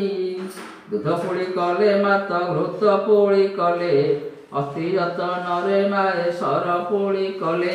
ଯେତେ ଦ୍ରବ୍ୟ ରାନ୍ଧିଛନ୍ତି ବ୍ରାହ୍ମଣଙ୍କ ରୁଚି ବଡ଼ିର ମହୁର କଲେ ପକାଇଣ ସାଚି। ସହସ୍ର ଆଟିକା ରାନ୍ଧି ଦ୍ରବ୍ୟ ସଜାଡ଼ିଲେ ଯେ ଯାହାର ସ୍ଥାନ ଯତ୍ନେ ରଖାଇଣ ଦେଲେ। କର୍ପୂର ଛେନା ଶର୍କରା ମରିଚ ଗୋଳାଇ 60 ନଉତି ପଣା ରଖିଦେଲେ ତ ତହିଁ ରଙ୍ଗମାଣ ପଇଡ଼ ସଙ୍ଗେ ଛେନା ପଣା ଅଦା ମିଶା କରି ଯେ ନବାତ ଖଣ୍ଡ ଛେନା। ଲକ୍ଷ୍ମୀଙ୍କର ପାକ ଗୁଣ କେ କହିପାରିବ କ୍ଷଣକ ମଧ୍ୟରେ ମାଏ ସଜାଡ଼ିଲେ ସର୍ବ। ସବୁଥିରୁ ଖଣ୍ଡିଏ ଖଣ୍ଡିଏ ରଖିଥିଲେ ଭୋଜନ ଶେଷକୁ ପୋଡ଼ ପିଠାଏ ରଖିଲେ। ବୋଇଲେ ଦାସୀଙ୍କି କର ଅଙ୍ଗ ମରଦନ ବ୍ରାହ୍ମଣ ବୋଲିଣ ମନେ ନ ପାଞ୍ଚିବ ଭିନ୍ନ। ବ୍ରାହ୍ମଣ ମାନଙ୍କର ମୁଁ ଅଟେ ନିଜ ଦାସୀ ଶୁଣି ଆନନ୍ଦରେ ଚଳିଗଲେ ସବୁ ଦାସୀ। ଦାସୀମାନେ କହୁଛନ୍ତି ସୁବେଦୀ ଗୋସାଇଁ ସ୍ନାନ କରେ ବେଗ ଅଗ୍ନ ମରଦନ ହୋଇ। ସୁବାସ ଜଳରେ ତହୁଁ ସ୍ନାନ କଲେ ଅଙ୍ଗ ପୋଛିବାକୁ ଦାସୀ ଗାମୁଛାଏ ଦେଲେ ପିନ୍ଧିବାକୁ ପୀତାମ୍ବର ପାଟ ଆଣିଦେଲେ। ସୁବେଶ ହୋଇଣ ଦୁଇ ଭାଇ ଯେ ବସିଲେ ବଳରାମ କହୁଛନ୍ତି ଶୁଣରେ କହ୍ନାଇ ଏମନ୍ତ ପ୍ରକାର ମାନ କରେ କାଶ ପାଇଁ। ଏହା ଘରେ ପୁରୁଷ ତ ଜଣେ ଦିଶୁ ନାହିଁ ଶୁଳି ଦେବା ପ୍ରାୟ ବିଚାର ଦିଶଇ। ଚାଲ ଏବେ ପଳାଇନ ଏଠାରୁ ଯିବା କ୍ଷଣକ ମଧ୍ୟରେ ଆଉ ପ୍ରାଣ ନ ପାଇବା। ଜଗନ୍ନାଥ କହୁଛନ୍ତି ଜ୍ୟେଷ୍ଠ ଭାଇ ଶୁଣ ଏ ଘରର କର୍ତ୍ତା ଆଜ ହୋଇବେ ଆପଣ। ବଳରାମ କହୁଛନ୍ତି ଶୁଣରେ କହ୍ନାଇ ଏମନ୍ତ କହିବା ତୋର ଉଚିତ ନୁହଁ। ଗୃହ ପରିଷ୍କାର ଦେବୀ ସ୍ୱହସ୍ତରେ କଲେ ଗନ୍ଧ ଚନ୍ଦନ ଯେ ମାଏ ଛଡ଼ା ପକାଇଲେ। ସୁବର୍ଣ୍ଣ ଥାଳି ସୁବର୍ଣ୍ଣର ଗିନା ଝରି ହାତ ଧୁଆ ପାଦ ଧୁଆ ସୁସଜ୍ଜିତ କରି ମଣୋହି କରିବା ବିଧି ଯେତକ ଅଭିୟାନ ସୁବର୍ଣ୍ଣର ପୀଡ଼ିତ ହୁଁ କଲେ ତ ନିର୍ମାଣ। ମହାଲକ୍ଷ୍ମୀ କହୁଛନ୍ତି ଦାସୀ ମୁଖ ଚାହିଁ ବେଗ କରି ପ୍ରଭୁଙ୍କୁ ଲଘେନି ଆସ ଯାଇ। ଏହା ଶୁଣି ଦାସୀମାନେ ବେଗେ ଚଳିଗଲେ ବ୍ରାହ୍ମଣଙ୍କୁ ପାଶେ ଯାଇ ପ୍ରବେଶ ହୋଇଲେ। ବିନୟରେ କହୁଛନ୍ତି ବ୍ରହ୍ମାଣ୍ଡ ଗୋସାଇଁ ଭୋଜନ କରିବ ଚାଲ ସ୍ଥାନ ଅଛି ହୋଇ। ବଳରାମ କହୁଛନ୍ତି ଶୁଣରେ କହ୍ନାଇ ନାରୀ ଏ ଜଣେ ପୁରୁଷ କେହି ଏଥି ନାହିଁ ଭିତରକୁ ଯିବା ଉଚିତ ନୁହଁ। ପତ୍ର 2 ଖଣ୍ଡ ତୁମେ ଆଣ ବେଗ ଯାଇ। ଜଗନ୍ନାଥ କହୁଛନ୍ତି ଶୁଣ ଭାଇ ତୁମେ ଏ ଘରର କର୍ତ୍ତା ଆଜ ହୋଇବା ଯେ ଆମ୍ଭେ କିମ୍ବା ତୁମେ ଭୟ କରୁଅଛ ଜ୍ୟେଷ୍ଠ ଭାଇ ଦାତା ଦେଉଅଛି ଆମ୍ଭେ ଛାଡ଼ିବା କି ପାଇଁ। ଭଇ ବଳରାମ ସେଠାରୁ ନ ଉଠନ୍ତି ହସ୍ତ ଧରି ଘେନି ଗଲେ କମଳାଙ୍କ ପତି। ଠାବ ସଂସାରରେ ଯେ ବଳରାମ ନ ବସନ୍ତି, ହସ୍ତ ଧରି ବସାଇଲେ ଦେବ ଶ୍ରୀପତି। କମଳିନୀ କହୁଛନ୍ତି ସୁବେଣୀ ବ୍ରାହ୍ମଣୀ, ଦେଢ଼ଶୁର ମୋର ଯେ ଅଟନ୍ତି ହଳ ପାଣି। ତାହାଙ୍କୁ କେମତେ ଅନ୍ନ ମୁହିଁ ଦେବି ନେଇ, ଭିତରେ ଥାଇଣ ମୁଦେ ଦେବଇ ବଢ଼ାଇ। ସାନ ବୋଲି କିଏ ଆଗ ପଚାରିବୁ ଯାଇ, ବଡ଼ ଆଗେ ଅନ୍ନ ଦେବୁ ପରଶିବୁ ନେଇ। ଅନ୍ନ ଥାଳି ଘେନି ବେଗେ ବ୍ରାହ୍ମଣୀ ଅଇଲା, ବଡ଼ ସାନ କେଉଁ କୁଣ୍ଡା ବୋଲି ପଚାରିଲା। ବଳରାମ ବୋଲୁଛନ୍ତି ହୋଇଲୁ କି କାଣି, ବଡ଼ ସାନ କିଏ ତୋତେ ନ ଦିଶଇ ପୁଣି। ଆମ୍ଭେ ବଡ଼ ବୋଲିନ ଯେ ବଳରାମ କହି, ବ୍ରାହ୍ମଣୀ ବୋଇଲେ କୋପ କଲ କି ଗୋସାଇଁ। ପ୍ରଥମ ଥାଳିର ଅନ୍ନ ବଳରାମେ ଦେଲା ଭିତରକୁ, ଆଉ ଅନ୍ନ ଆଣିବାକୁ ଗଲା। ଆଉ ଏକ ଅନ୍ନ ଥାଳି ଆଣିଲା ବେଳକୁ, 4 ଗ୍ରାସରେ ଖାଇଲେ ବଳରାମ ତାକୁ। ଅନ୍ନ ଥାଳି ଘେନି କରି ବ୍ରାହ୍ମଣୀ ଅଇଲା, ଏ କୁଣ୍ଡାର ଅନ୍ନ ଯାକ କିଏ ଘେନି ଗଲା। ବଳରାମ ବୋଇଲେ କ୍ଷୁଧାର୍ଥ ହୋଇଥିଲୁ, ଆଗ କରି 4 ଗ୍ରାସ ବେଗେ ଖାଇଦେଲୁ। ହସିଲା ବ୍ରାହ୍ମଣୀ ଦୁଇ ଭାଇଙ୍କୁ ଅନାଇ, କୁଟୁମ୍ବ ମାରିବା ପ୍ରାୟ ଦିଶୁଛ ଗୋସାଇଁ। ପୁତ୍ର ଭାଇ ଯାକି ତୁମ ଦୁହିଁଙ୍କର ନାହିଁ, ପେଟ ଲାଗି ବୁଲୁଅଛ ଦେଶ ଦେଶ ହୋଇ। ସହସ୍ର କାନ୍ଦି କଦଳୀ ରଖିଦେଲେ ନେଇ, 60 ନଉତି ପଣା ବେଗେ ଦେଲେ ଥୋଇ। ଯେଉଁପରି ପ୍ରଭୁଙ୍କର ମନକୁ ରୁଚଇ, ସେହିପରି କମଳିନୀ ଦିଅନ୍ତି ପଠାଇ।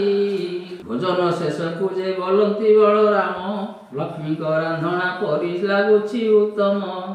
ଜଗନ୍ନାଥ କହୁଛନ୍ତି ବଳରାମ ଭାଇ, ଲକ୍ଷ୍ମୀ ପରି ଭାରି ଯାକୁ ପାଇବା ଆଉ କାହିଁ। ଲକ୍ଷ୍ମୀଙ୍କୁ ଭର୍ତ୍ସନା କରି ଦେଲ ହଉଡ଼ାଇ, ବାହାରି ଗଲେ ସେ ତାଙ୍କ ଇଚ୍ଛା ହେଲା ଯହିଁ। ଏମନ୍ତ ସମୟରେ ପୋଡ଼ ପିଠା ଦେଲେ ନେଇ, ଜଗନ୍ନାଥ କହୁଛନ୍ତି ବଳରାମ ଭାଇ। ମୋର ମନ କଥାକୁ ଯେ ଲକ୍ଷ୍ମୀ ଜାଣିଥାଇ, ଭୋଜନ ଶେଷକୁ ପୋଡ଼ ପିଠା ଦିଅଇ। ଭୋଜନ ସାରିଣ ପ୍ରଭୁ ଆଚମନ କଲେ, କପୁର ତାମ୍ବୁଳ ଦୁଇ ଭାଇ ଯେ ଭୁଞ୍ଜିଲେ। ବାହାର ମେଳାରେ ପ୍ରଭୁ ବିଜେ କଲେ ଯାଇ, ଗବାକ୍ଷ ଦ୍ୱାରରେ ଲକ୍ଷ୍ମୀ ଅଛନ୍ତି ଅନାଇ। ପଚାର ପଚାର ଦାସୀ ପଚାରଲ ଯାଇ, ବିଭା ହୋଇ ଅଛନ୍ତି କି ପଣ୍ଡା ଦୁଇ ଭାଇ। ଏହା ଶୁଣି ଦାସୀମାନେ ବେଗେ ଚଳିଗଲେ, ବ୍ରାହ୍ମଣଙ୍କ ନିକଟରେ ପ୍ରବେଶ ହୋଇଲେ। ପୁତ୍ର ଭାଇଜା ଅଛି କି କାହିଁ ତୁମ୍ଭ ଘର, କେଉଁ ରାଜ୍ୟ ବାଡ଼ି ବୃତ୍ତି ଶାସନ ତୁମ୍ଭର। ଜଗନ୍ନାଥ କହୁଛନ୍ତି ଶୁଣ ଦାସୀ ତୁହି, ବିବାହ ହେ ଦେବାକୁ ଆମ୍ଭର ଯେ ନାହିଁ। ଗୁଆବାଡ଼ି ଶାସନ ପାଇବୁ ଆମ୍ଭେ କାହିଁ, ଲକ୍ଷ୍ମୀ ପରି ଭାରି ଯାକୁ ଦେଲୁ ହଉଡ଼ାଇ। କପାଳ ମନ୍ଦ ଆମର ଦୁଇ ଭାଇ ବୋଲୋ, ଲକ୍ଷ୍ମୀ ଘଉଡ଼ାଇ ଆମେ ଦୁଃଖ ପାଇଲୁ। ଦାସୀଏ ବୋଇଲେ ପଣ୍ଡା ହୋଇଲ କି ବାଇ, ନାରୀ କି ଛାଡ଼ିଲେ ପୁରୁଷ ଦରିଦ୍ର ହୋଇ। ଗୋବିନ୍ଦ ବୋଲନ୍ତି ଆମେ କହୁଅଛୁ ଶୁଣ, କେଉଁ ନାରୀ ଥିଲେ ହୁଏ ଐଶ୍ୱର୍ଯ୍ୟ ବର୍ଦ୍ଧନ। କେଉଁ ନାରୀ ଥିଲେ ବଂଶ ନିପାତ ହୋଇ, କେଉଁ ନାରୀ ଥିଲେ ବାସ ପେଜନ ମିଳଇ। କେଉଁ ନାରୀ ଥିଲେ ସୁନା ବଳା ପାଇ, କେଉଁ ନାରୀ ଅଲକ୍ଷଣୀ ଗୃହକୁ ଭାଙ୍ଗଇ। ତୁମ ସାହାନ୍ତାଣୀକୁ ପଚାରତ ଯାଇ, ଆସି କହେ ବାତୁଳ କି ହୋଇଲ ଗୋସାଇଁ। କ୍ଷୁଧା ଲାଗୁଥିଲା ଏବେ ଭାତ ତ ଖାଇଲ, ଆମ ସାନ୍ତାଣୀକୁ ଯେ ପଚାରିଅ ବୋଇଲ। ବଳରାମ ବୋଇଲେ ମୋର ପିଲା ଭାଇ, ତୁମ ସାନ୍ତାଣୀ କି ଆଗେ ନ ଜଣାଇବ ନାହିଁ। ଜଗନ୍ନାଥ କହୁଛନ୍ତି ଭୟ କାହିଁ ପାଇଁ, କିଛି ନ ବିଚାର ଆହେ ବଳରାମ ଭାଇ। ଲକ୍ଷ୍ମୀଙ୍କର ଗୃହ ସିନା ଅଟଇ ଯେହି, ଏଠାରେ ଆପଣ ଭୟ କର କିସ ପାଇଁ। ବଳରାମ ବୋଲୁଛନ୍ତି ଆଉ ଚକ୍ରଧର, ତୁମେ ଯାଇ ହସ୍ତଧର ମହାଲକ୍ଷ୍ମୀଙ୍କର। ଆମ୍ଭେ ଦୋଷ କଲୁ ବୋଲି କହ ତାଙ୍କୁ ଯାଇ, ଯହିଁ ଇଚ୍ଛା ତହିଁ ଥାଅ ଆମ୍ଭ ମନେ ନାହିଁ। ଯେତେବେଳେ ବଳରାମ ଏମନ୍ତ କହିଲେ, ଭିତର ପୁରକୁ ପ୍ରଭୁ ନିଜେ ବିଜେ କଲେ। ଧୀରେ ଧୀରେ ଭିତରକୁ ଗଲେ ପୀତବାସ, ପ୍ରବେଶ ହୋଇଲେ ଯାଇ କମଳାଙ୍କ ପାଶ। ପାଣି ଝରି ଘେନି କରି କମଳା ଅଇଲେ, ଦରହାସେ ପ୍ରଭୁଙ୍କର ମୁଖକୁ ଚାହିଁଲେ। ଅତି ଯତନରେ ଦେଲେ ପାଦ ପଦ୍ମ ଧୋଇ, ଥୋକାଏ ପାଦ ଉଦକ ମସ୍ତକେ ଲଗାଇ। କିଛି ପାଦ ଉଦକ ଲକ୍ଷ୍ମୀ ଗର୍ଭକୁ ଖେପିଲେ, ପଞ୍ଚବର୍ଣ୍ଣ ପୁଷ୍ପେ ପାଦ ପଦ୍ମ ପୂଜା କଲେ। ମହାଲକ୍ଷ୍ମୀ କହୁଛନ୍ତି ପ୍ରଭୁଙ୍କୁ ଅନାଇ, ଚଣ୍ଡାଳୁଣୀ ବୋଲି ମତେ ଦେଲ ଘଉଡ଼ାଇ। ଚଣ୍ଡାଳୁଣୀ ଘରେ ଏବେ ଭୁଞ୍ଜିଲ ଗୋସାଇଁ, ଚଣ୍ଡାଳ ପିଚାଳ ହୋଇ ଦୁଇ ଗୋଟି ଭାଇ। ଧିକ ତୁମ ବଡ଼ପଣ ଧିକ ତୁମ କଥା, ପଡ଼ୁ ତୁମର ପ୍ରତିଜ୍ଞା ଧିକ ତୁମ ଭ୍ରାତା। ମହାଲକ୍ଷ୍ମୀ ଏ ପ୍ରକାର ବହୁତ ଧିକାରିଲେ, କାଳିଆ ଗଞ୍ଜନ ଶୁଣି କିଛି ନ କହିଲେ। ମହାବାଇ ବୋଇଲେ ଶୁଣ ମୋ ବଚନ, ମୋର କିସ କାର୍ଯ୍ୟ ତୁମେ କହ ହେ ବହନ। କିଛି କ୍ଷଣ ଉତ୍ତାରେ ବୋଲେ ଜଗନ୍ନାଥ, ଏବେ ମନୁମାନ ତେଜ ଜଗତର ମାତ। ଅକାରଣେ ଏତେ ମୋତେ କହ ପ୍ରାଣ ସହି, ଆମ୍ଭର ପ୍ରାର୍ଥନା ଆମ୍ଭ ସଙ୍ଗେ ଯିବା ପାଇଁ। ବଡ଼ ହେଲେ କିସ ହେଲ ଗରବ ଗଞ୍ଜିଲ, ରବି ତଳେ ସବୁ ଯୁଗେ ସୁଯୋଗ ରଖିଲ। ତୁମ ଯୋଗୁ ଆମ୍ଭେ କଷ୍ଟ ପାଇଲୁ ବହୁତ, ଆମେ ଭିକ୍ଷା ମାଗିବାର ଜାଣିଲେ ଜଗତ। ତୁମ ଯଶ କୀର୍ତ୍ତି ଏବେ ଜଗତେ ରହିଲା, ଆମ୍ଭମାନଙ୍କୁ ଅନ୍ନ ଦେବାର ଜଗତେ ଶୁଣିଲା। ଗୁରୁବାର ଏ ପୁରାଣ ଶୁଣିବ, ଜନ୍ମ ଜନ୍ମତର ପାପ ତାର କ୍ଷୟ ହେବ। ଲକ୍ଷ୍ମୀଙ୍କର ପୂଜା ଦିନ ଏ ପୂଜେ ନାରୀ ଗାଇବ, ଇହ ଜନ୍ମେ ପତିବ୍ରତା ବୈକୁଣ୍ଠକୁ ଯିବ। ଯଦ୍ୟପି କେହି ନାରୀକୁ ମୁଖେ ବୁଝାଇବ, ତାହାର ସ୍ୱୀକୃତ ଆଉ କେ କହିପାରିବ। ଏତେ କହି ଗୋବିନ୍ଦ ଧରି ଲକ୍ଷ୍ମୀ ହସ୍ତ, ଜଗତ ମାତ ବୋଇଲେ କର ତୁମେ ସତ୍ୟ। ଚଣ୍ଡାଳ ବ୍ରାହ୍ମଣ ଯାଏ ଖୁଆଖୋଇ ହେବେ, ସମସ୍ତେ ଖାଇଣ ହସ୍ତଳେ ନ ଧୋଇବେ। ହାଡ଼ିର ହସ୍ତରୁ ବ୍ରାହ୍ମଣ ଛଡ଼ାଇ ଖାଇବେ, ବ୍ରାହ୍ମଣେ ଖାଇ ହସ୍ତକୁ ମୁଣ୍ଡରେ ପୋଛିବେ। ଅନ୍ନ ଖାଇ ସର୍ବେ ତୁଣ୍ଡେ ମୁଣ୍ଡେ ପୋଛୁଥିବେ ହସ୍ତ, ତେବେ ବଡ଼ ଦେଉଳକୁ ଯିବି ଜଗନ୍ନାଥ। ହେଉ ହେଉ ବୋଲି ଆଜ୍ଞା ଦେଲେ ମହାବାହୁ, ଯୁଗେ ଯୁଗେ ଲକ୍ଷ୍ମୀଙ୍କ ତୁମ ଯଶ ରହୁ। ଲକ୍ଷ୍ମୀଙ୍କର ହସ୍ତ ଧରି ଜଗନ୍ନାଥ ନେଲେ, ବଡ଼ ଦେଉଳକୁ ପ୍ରଭୁ ବିଜେ କରିଗଲେ। ଲକ୍ଷେ ଚନ୍ଦ୍ର ଉଦିଆରେ ଛାମୁରେ ଜଳଇ, ଦେଉଳକୁ ବିଜେ କଲେ ବ୍ରହ୍ମାଣ୍ଡ ଗୋସାଇଁ। ଇନ୍ଦ୍ର ଡାକୁଛନ୍ତି ଦେବ ମଣିମା ମଣିମା, ବ୍ରହ୍ମା ଡାକୁଛନ୍ତି ଦେବ ଗୁହାରି ଶୁଣିମା। ବରୁଣ କୁବେର ଯେ ହସ୍ତେ ବେତ ଧରି ନୃତ୍ୟ କରୁଛନ୍ତି ସ୍ୱର୍ଗ ଅପସରି। ରମ୍ଭା ଯେ ମେନକା ଆଦି ଆଉ ଚିତ୍ରରେଖା, ତୁଳସୀ ମାଳତୀ ଆଉ ଅନ୍ୟାନ୍ୟ ରସିକା। ଚଞ୍ଚଳା ଯେ ମଦାସୁଲି ଆବର ସୁଶୀଳା, ନୃତ୍ୟ ଆରମ୍ଭ ତୃଷ୍ଟ ହୋଇ ଯେ ଅବଳା। ବଳରାମ କହୁଛନ୍ତି ଶୁଣରେ କହ୍ନାଇ, ଘରକୁ ଘରଣୀ ସିନା ସୁନ୍ଦର ଦିଶଇ। ଯେତେବେଳେ ଦାଣ୍ଡେ ଯାଉଥିଲୁ ଦୁଇ ଭାଇ, ଚୋର ଖଣ୍ଡ ବୋଲି ଦେଲ ଘଉଡ଼ାଇ। ଆହୁରି କଥାଏ ଶୁଣ ଜଗନ୍ନାଥ ଭାଇ, ଲକ୍ଷ୍ମୀ ଏତେ ବଡ଼ ବୋଲି ଏବେ ଜାଣିଲଣି। ଲକ୍ଷ୍ମୀ ଦେବୀ ବିଜେ କଲେ ତାଙ୍କ ଦେଉଳକୁ, ଦୁଇ ଭାଇ ବିଜେ କଲେ ବଡ଼ ଦେଉଳକୁ। ଦାସୀ ପରିବାର ଆଦି ଯେତେ ଥିଲେ, ଲକ୍ଷ୍ମୀକୁ ଆସିଲାରୁ ସମସ୍ତ ଅଇଲେ।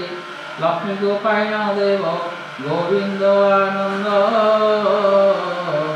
ସଂସାରରେ ସେହି ମତେ କଲେ କହ ମୁକୁନ୍ଦ।